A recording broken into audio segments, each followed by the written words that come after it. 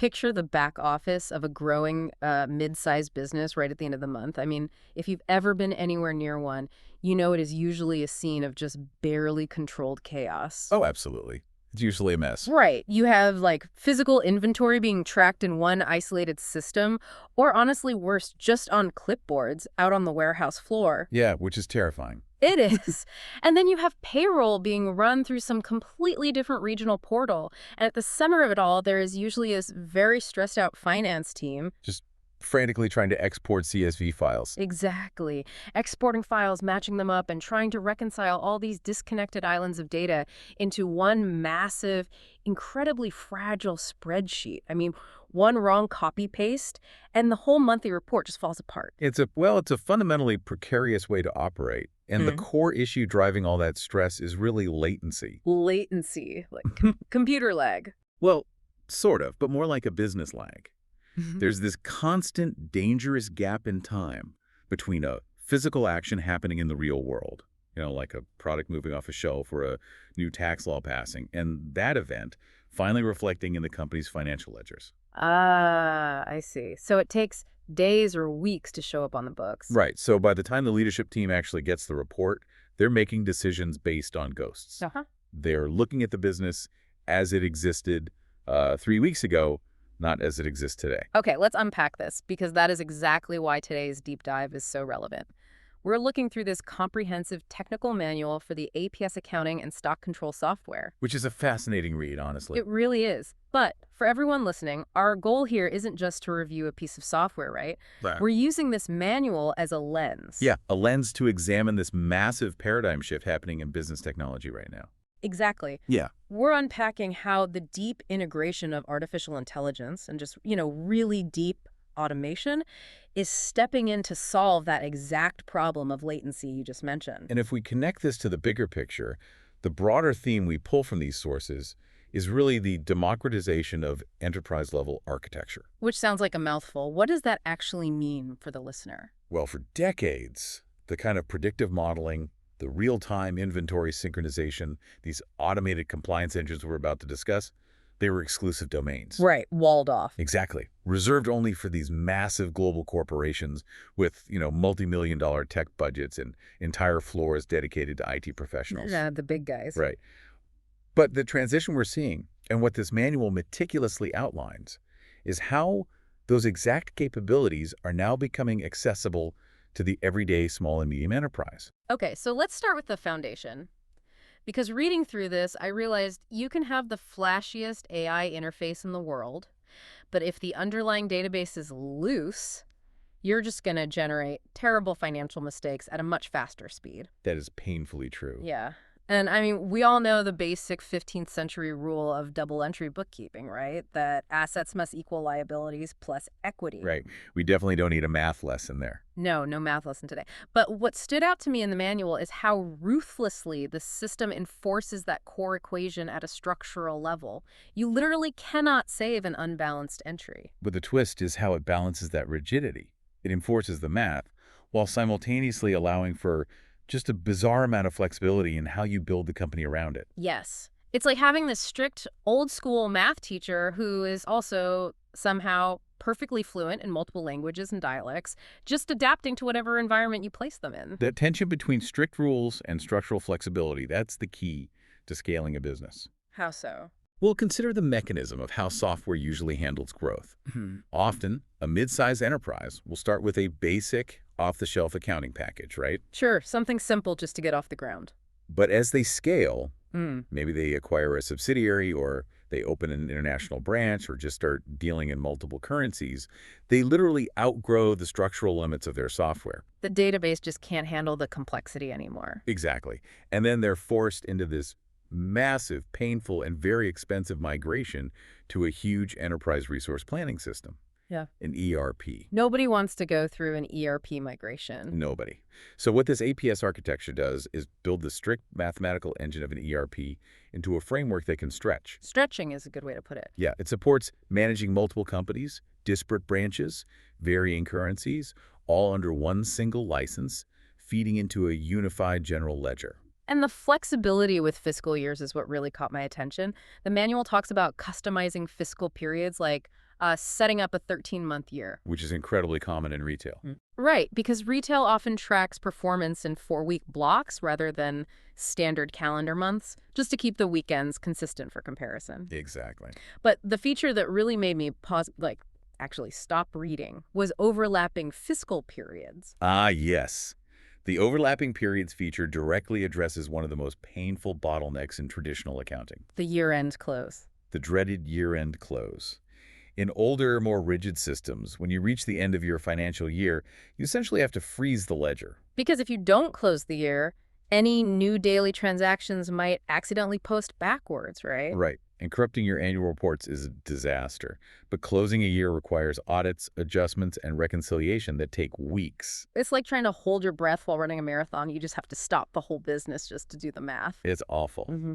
But a better way to visualize this overlapping periods feature is to think of it like a dual airlock on a spaceship. Okay, a dual airlock. I'm listening. The system allows you to seal off the previous year into a secure, contained environment, the outer airlock, let's say, where your accountants and auditors can continue to make their adjusting entries, finalize the tax calculations, verify balances. All the tedious stuff. Right. But meanwhile, the inner door is open to the ship. The New Year's daily operations, the purchasing, the sales, the payroll, continue to flow normally without any interruption. So they don't crash into each other. Exactly. The system intelligently routes the adjusting entries to the historical year while routing the new operational data to the current year without ever exposing one to the other until the final seal is locked. Wow. That makes so much sense. It just completely removes the operational freeze. It does. And another fascinating layer of this flexible foundation is the bilingual database. I mean, the system handles both English and Arabic. Yes. And it isn't just running some superficial Google Translate over the text. Right. The manual details how it seamlessly toggles the entire user interface. Like, it shifts from left to right formatting for English to right to left formatting for Arabic. And the crucial part is that it does this while accessing the exact same underlying numerical database in real time. How does it even do that without breaking? The mechanism there relies on separating the presentation layer from the data layer. Okay, break that down for me. Sure. The underlying financial data, the debits, credits, timestamps, vendor IDs,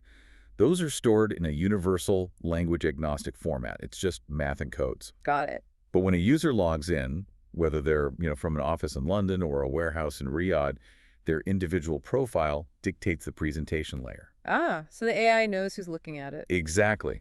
The AI instantly pulls that raw data and dynamically renders the visual dashboard, the text labels, and the directional flow of the interface to match their native language. That's brilliant. It is. It allows a multinational team to collaborate on the exact same ledger simultaneously. Each person experiences the software natively, which, drastically reduces data entry errors caused by language barriers. Okay, so we have this incredibly robust, scalable foundation. But, I mean, an airtight database doesn't mean much if it requires a computer science degree to get any useful information out of it. That's the classic problem. Right. So let's move into the really transformative stuff, the brain of the system. Yeah, traditional financial software is notoriously opaque for the people who actually need the insights, the business owners and department heads. Yeah, you're just staring at grids of numbers. Right. If a CEO wants a specific, non-standard insight, they typically have two choices. They can dig through rigid, pre-built report templates that never quite answer their specific question. Which is incredibly frustrating. Or they have to submit a request to the finance department, who then has to write complex SQL database queries to extract the data. Which introduces that latency again. You have to wait a week for the report. Exactly.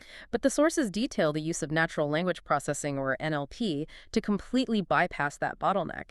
The software allows you to literally talk to your financial data. Yes, it's a huge shift. I mean, you can just open a search bar and type, in plain English or Arabic, show me the top-selling products by profitability in Q3, or compare payroll expenses between the Dubai and Riyadh branches. And it just gives you the answer. The technological leap here is intent extraction. Intent extraction. Yeah. The AI is not simply doing a keyword search. It's not just looking for the words payroll and Dubai. It actually parses the semantic meaning of your sentence. So it understands what you're actually asking for. Right. It recognizes that the word compare requires a dual column output.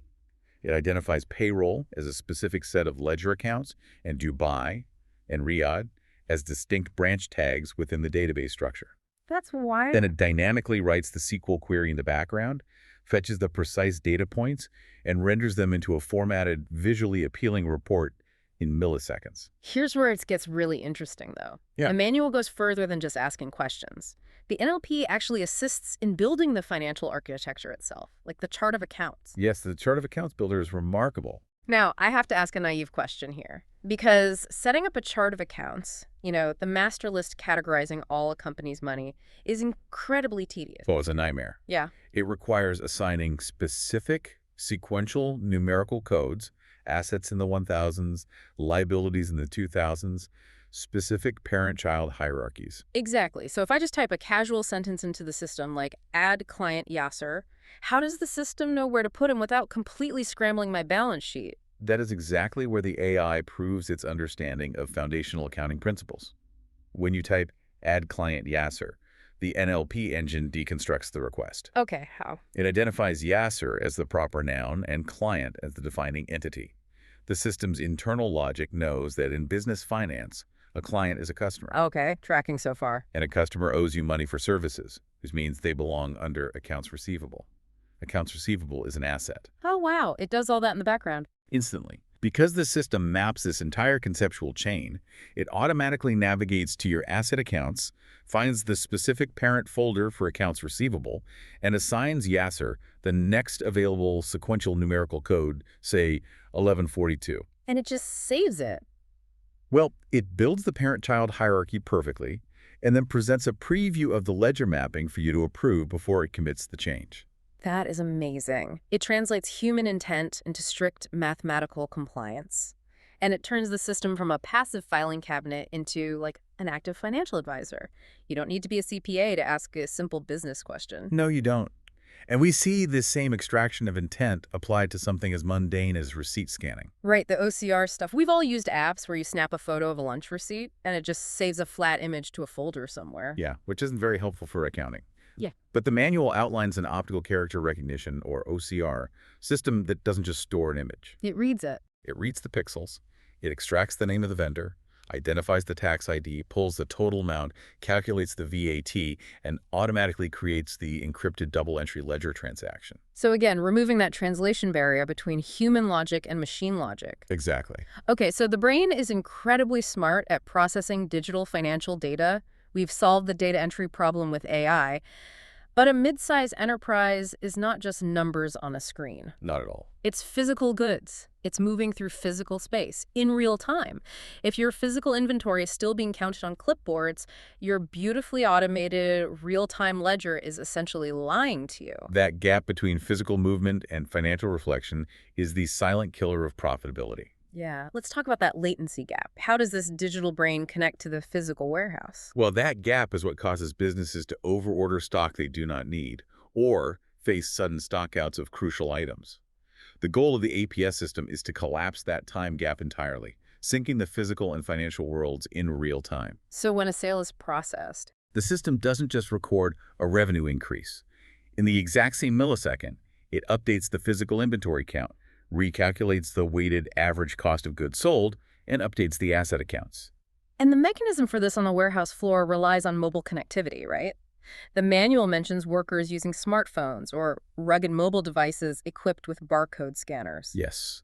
They scan an incoming pallet of raw materials, the system gives a confirming beep, and a live dashboard in the manager's office instantly ticks upward. Wait, I have to push back here. Go ahead. If the inventory updates instantly every single time a worker scans a barcode on the floor, doesn't that make the accountant's ledger incredibly noisy? I see what you mean. I mean, if I'm a finance director, do I really want thousands of microtransactions, one for every single bolt or widget moved, flooding my screen every hour? That is a very perceptive question, and it highlights why the rigid architecture we discussed earlier is so vital. Okay, so how does it handle the noise?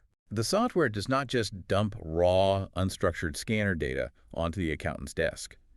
The system continuously aggregates those microtransactions in the background. Oh, so it batches them. Exactly. The warehouse manager sees the granular item-by-item movement on their inventory dashboard, because they need to. But the general ledger rolls those movements into clean, batched financial entries based on predefined rules. Okay, that makes a lot of sense. You get the real-time accuracy without the blinding noise. Right. It filters the reality for the specific user. And that granular reality becomes crucial when the manual dives into manufacturing. They detail this dynamic manufacturing bill of materials, or BEM. The BEM features are incredibly detailed. Yeah, it doesn't just track finished products. If you are manufacturing a wooden chair, the system calculates the final cost by aggregating the exact cost of the wood, the screws, the routing of labor hours required for assembly. And the factory overhead. Exactly. It creates a comprehensive financial picture of the production cycle. But the detail that proves this system was actually built for the real world is that it factors in waste. Yes. Yeah. Because in the real world, sawdust happens. Right. Paint spills, wood splinters. It's unavoidable. You can predefine a waste percentage in the bill of materials. So if you know historically that, say, 2% of your raw materials will be spoiled during a production run, the system automatically bakes that 2% invisible cost into the final calculated margin of the chair. Such a smart feature. I mean, if you've ever had to stand in front of a board of directors and explain why your profit margins mysteriously shrank at the end of the quarter because nobody accounted for spilled paint. Yeah. A feature like that is the difference between keeping your job and getting fired. Seriously. It grounds your financial projections in operational reality. But what's fascinating here is that the system takes that operational reality and overlays predictive intelligence onto it. Oh, like forecasting. Deeper than that. Yeah. Because the software possesses a unified view of your bill of materials, your current inventory levels, your labor routing, and your historical waste. It can run complex simulations. Okay, give me an example. Imagine the global commodity price of timber suddenly spikes by 15%. Ouch. Before you even authorize the next production run of those woody chairs, the AI can simulate how that exact raw material price increase will cascade through your specific manufacturing process. And show you how it impacts your final profit margin. Exactly. It shows you the future before you spend the money. That kind of foresight is incredible. You can adjust your retail pricing or, find a new supplier before the margin actually erodes. It is entirely about moving from a reactive posture to a proactive strategy. Right. And that proactive philosophy becomes even more critical when we look outside the warehouse to the external pressures a business faces. Yes, because businesses don't exist in a vacuum. They operate in heavily regulated, constantly shifting external environments. Keeping the government happy is usually where SMEs really struggle to keep their heads above water. Compliance is a massive operational burden, Right. particularly when operating globally or in regions like the Middle East that are aggressively rolling out new digital mandates. And the manual highlights that APS is purpose-built to handle these regional regulatory frameworks out of the box, natively. Yes, the deep integrations are impressive. The sources outline integrations for local e-invoicing mandates. Like it hooks directly into the ZATCA system in Saudi Arabia and the ETA in Egypt. And the mechanism here is completely seamless. Yeah, when your sales team generates an invoice for a client, the software automatically translates that document into the exact XML digital standard required by the tax authority. It encrypts it and transmits it for clearance before the client even sees it. It embeds the regulatory step directly into the natural workflow. And we see the same deep integration with regional payroll complexities. The system natively processes the intricate contribution frameworks for GOSI, the General Organization for Social Insurance in Saudi Arabia, and Standard Social Insurance in Egypt. It also addresses the Wage Protection System, or WPS. Right. And for you listening who might not know, WPS requires companies to prove to the government that their employees are being paid their full salaries on time. It's very strict. The software automatically generates the highly specific encrypted bank transfer files required by the central banks to satisfy WPS reporting, ensuring transparent and legal payroll execution. And it even natively supports the Hijri calendar alongside the Gregorian calendar. Which sounds simple, but from a database perspective, that's huge. The dual calendar support is a fascinating technical challenge. The system has to maintain absolute chronological integrity for international investors looking at standard Gregorian quarterly reports. Right, the usual Q1, Q2 stuff. Yes. While simultaneously calculating zakat, the obligatory Islamic charitable contribution, which operates strictly on the lunar Hijri calendar. The database handles both dimensions of time simultaneously. But the crown jewel of this entire compliance section is a feature they call the AI Compliance Shield. This blew me away. The compliance shield is arguably the most forward-thinking feature in the system. Because it shifts AI from being just an analytical tool to a preventative defense mechanism. Exactly. It is designed to proactively monitor legislative changes across different jurisdictions. It does not wait for you to realize a law has changed. So let's walk through a scenario of how this actually works. Say the Ministry of Human Resources in Saudi Arabia announces an upcoming modification to the wage protection system rules, maybe changing the required ratio of on-time payments. Okay, very common scenario. The AI Compliance Shield is actively monitoring those legislative feeds. It ingests the new legal text, but it doesn't just send you a news alert. No, a news alert isn't enough. It mathematically maps the parameters of the new law against your company's current database settings. It cross-references your current payroll structures, flags the exact departments or employee categories where you will fall out of compliance. It alerts you weeks before the law even takes effect. Yes. And then actually proposes automated adjustment options to bring your systems into alignment. It essentially acts as an automated, proactive legal auditor constantly running in the background. Okay, so I have to ask a difficult question here. I have a feeling I know what it is. If the software is independently monitoring legislative text, analyzing employee data, cross-referencing tax law, and adjusting payroll frameworks automatically, are we automating the HR and legal departments out of a job? Is this system practically running those departments now? This raises an important question, and it gets to the heart of the anxiety surrounding deep automation. But if we look closely at the architecture and its intended use, the system is not replacing human professionals. It is elevating them. Elevating them how? Consider the daily reality of an HR or compliance officer in a mid-sized business. A vast majority of their time is consumed by robotic tasks. Right. Manual data entry, cross-referencing messy spreadsheets. And engaging in panicked, reactive firefighting whenever a new regulation is unexpectedly enforced. They're essentially acting as human data routers. Exactly.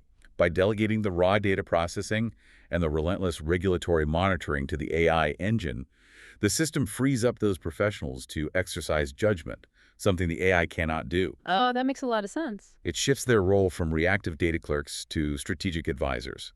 The HR director is no longer manually updating tax brackets.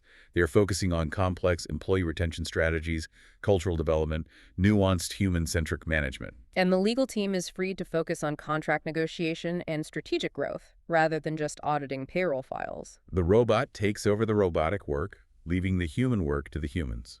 We have covered a massive amount of ground today, and the implications really are huge. Let's trace the through line of what we have explored for you all listening. We started with the unyielding 15th century mathematical roots of double-entry bookkeeping. Recognizing that absolute precision is the required foundation for everything else. Then we examined how that rigid foundation is housed within a highly flexible, multi-company bilingual architecture. We saw how mechanisms like the dual airlock for overlapping fiscal periods allow a business to scale complex operations without ever outgrowing its core database. We dove into the AI brain, exploring how natural language processing translates human intent into complex SQL queries instantly. Right, and how OCR transforms the act of scanning a receipt into intelligent, automated ledger entries.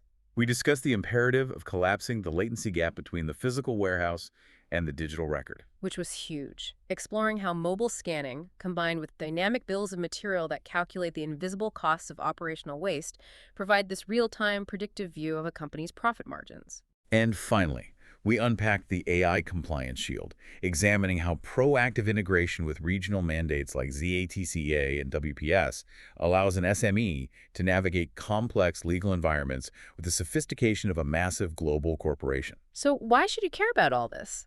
Because the takeaway for you, as someone interested in the mechanics of modern business, is recognizing that the primary bottleneck in the global economy is no longer the gathering of data. We are drowning in data. The bottleneck is the speed at which we can make sense of it. Systems like the one outlined in this manual represent the democratization of intelligence. Exactly. They strip away the technical latency that holds businesses back, allowing leadership to focus on growing their ideas and leading their teams, rather than just frantically trying to piece together what happened last month. It is the difference between flying a plane by staring at the engine and finally being able to look out the windshield. Perfect analogy. But as we wrap up, I want to leave you with a final, slightly provocative thought to mull over. Oh, I love these. We are watching AI perfectly predict cash flow impacts from timber prices. It's instantly building our accounting structures from a casual conversation. It's autonomously shielding us from international compliance errors. It's doing a lot of the heavy lifting. Right. So as this level of deep, proactive automation becomes the invisible standard for every business, what happens to the traditional role of the human accountant? That's a profound question. If the machine handles the math, the memory, and the monitoring, will the accountant of the future look less like a human calculator hunched over a spreadsheet and more like a financial philosopher? Or perhaps a data psychologist interpreting the mind and the overall health of the business? It's a fascinating evolution to watch, that's for sure. It really is something for all of you to think about. Till next time.